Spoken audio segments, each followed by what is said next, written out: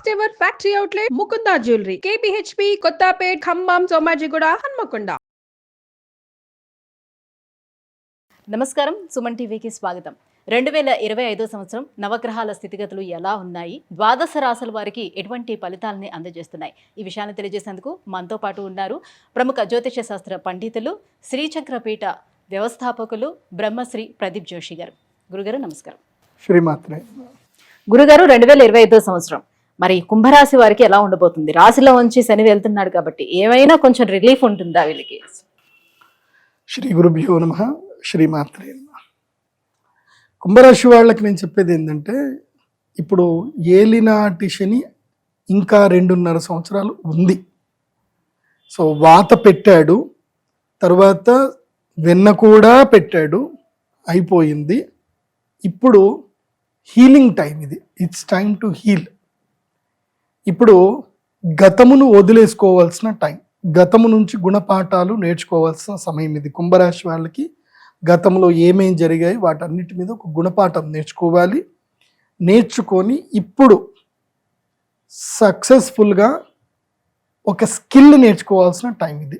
ముఖ్యంగా యంగ్స్టర్స్కి చెప్తున్నాను, 20 ఏళ్ళ నుంచి 40 ఏళ్ళ మధ్యలో ఉండేటువంటి వాళ్లకు ఈ ఇంకా 2.5 సంవత్సరాల పాటు స్కిల్, ఏదైనా ఒక స్కిల్ని ఓన్ చేసుకోండి, తర్వాత మీకు లక్ వస్తుంది, నేను చెప్తున్నా. సో స్కిల్ని ఏదైనా ఓన్ చేసుకోండి తప్పకుండా. ఉద్యోగము చేయొచ్చు, కానీ దాంతోపాటు స్కిల్ తప్పకుండా నేర్చుకోండి. ఇట్స్ టైమ్ టు లెర్న్, అదొకటి. కానీ ఈ సంవత్సరం డబ్బులు విపరీతంగా వస్తాయి. ఇటు డబ్బు వస్తుంది, ఇటు కష్టము వస్తుంది, రెండూ ఉంటాయి. వచ్చిన డబ్బు పోతుంది, జేబుకు చిల్లు పడుతుంది, కానీ జేబులో డబ్బులు పడతాయి. సో మీరు చిల్లు పట్టింది అని అపాయింట్మెంట్ ట్రై చేయకండి. ఇప్పుడు అంతే, ఎక్స్ప్లోర్ అవ్వాల్సిందే. ఇప్పుడు నీకు అవసరం ఉన్నా లేకున్నా నీ ఫ్రెండ్స్ తోటో అక్కడిక్కడ తిరుగు, బిజినెస్ల గురించి అన్నిటి గురించి తెలుసుకో, ఎక్స్ప్లోర్ చెయ్యి. తర్వాత డబ్బులు సంపాదిస్తావు, రాబడి మార్గం వస్తుంది, వచ్చినవి కూడా పోతాయి కూడా. కానీ ఇది ఒక మంచి అనుభవాన్ని మాత్రం మిగిలిస్తుంది. మీకు మంచి బిజినెస్ మ్యాన్గా తయారు చేసే అవకాశాలు అయితే ఉంటాయి. ఇప్పుడు కుంభరాశి వాళ్ళు మంచి బిజినెస్ మ్యాన్ అవుతారు. ఇప్పుడు ఏంటంటే కనుక, ఇప్పుడు మనం ఒక శిల్పాన్ని చెక్కుతున్నాము, కానీ అది ఇంకా పూర్తి చేయలే. పూర్తి చేయకన్నా మునిపే శిల్పాన్ని చూడకూడదు, పూర్తి చేయకన్నా మునుపు దాన్ని వదిలేయకూడదు. ఇంకా నాతో అయిపోయింది. ఇప్పుడు ఉదాహరణకి మనము ఒక 100 అడుగులు తవ్వితే నీళ్లు పడతాయి, కానీ 99 అడుగులు తవ్వేసి ఇంకొక అడుగు తవ్వకుండా వదిలేస్తాం చూడు, అదే జరుగుతుంది కుంభరాశి వాళ్ళకి. So do your best. నేను చెప్పేది కుంభరాశి వాళ్ళకి, మీ బెస్ట్ ఎంత ఉందో అంత ఎఫర్ట్స్ పెట్టండి, మీరు సక్సెస్ఫుల్ అవుతారు. ఇప్పుడు ఎఫర్ట్స్ పెడితే వాళ్ళకి ఆ బీజం పడుతుంది. సో మళ్ళీ తృతీయ గురువు వచ్చి మళ్ళీ 7వ గురువు వచ్చేసరికి దానికి ఫ్రూట్స్ స్టార్ట్ అవుతాయి. ధనుసు రాశి వాళ్ళకి ఎట్లాగైతే ఫ్రూట్స్ ఎట్లా వస్తాయో అట్లా ఇప్పుడు కుంభరాశి వాళ్ళకి ఇప్పుడు మీరు బీజం పెడితే మీకు దాని యొక్క ఫ్రూట్స్ ముందు వస్తాయి. కాబట్టి 100% ఎఫర్ట్స్ పెట్టండి, ఎక్కడ కూడా నీరస పడకండి, వదిలేయకండి. అండ్ నిరాశ అస్సలు పడకండి. ఇది నిరాశ పడే సమయం అయిపోయింది, గివప్ చేస్తారు. గివప్ చేయకండి. ఇదే టైం, నేను కూడా ఇదే టైంలో నేను గివప్ చేద్దాం అనుకొని రెడీ అయిపోయా, కానీ గివప్ చేసుకోవాలా. మా అమ్మ గుర్తుకొచ్చింది కాబట్టి నేను గివప్ చేయలే, బయటకు వచ్చేసా. లేదంటే నేను గివప్ చేసుకునేటువంటి సేమ్ టైం కరెక్ట్గా ఏళ్ళనాటి శని అయిపోయే టైంకి గివప్ చేస్తారు చాలామంది. ఇంకా నా వల్ల కాదు అనుకుంటారు. అయితే తాడో లేకపోతే బ్లేడో అంటారు. తాడు లేదు, బ్లేడు లేదు, తగ్గేదలా పరిగెత్తాలి, అంతే. చేస్తానే పోవాలి, కాంప్రమైజ్ కాకుండా కష్టపడండి. దేవుడు ఎప్పుడైనా గుర్తుపెట్టుకోండి, ఆ లాస్ట్ మూమెంట్లోనే బాగా ఒత్తిడి చేస్తాడు. అది అయిపోయింది అనుకోండి, ఇంకా ఉంటుంది జీవితం, సూపర్ ఉంటుంది.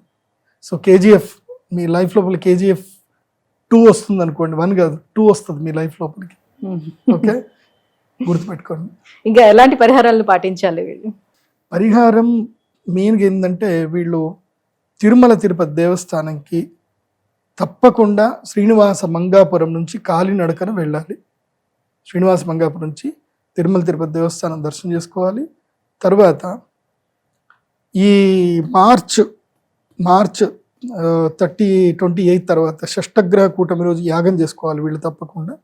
యాగం అయిన తర్వాత సో పంచభూత శివలింగ దర్శనం చేసుకోవాలి.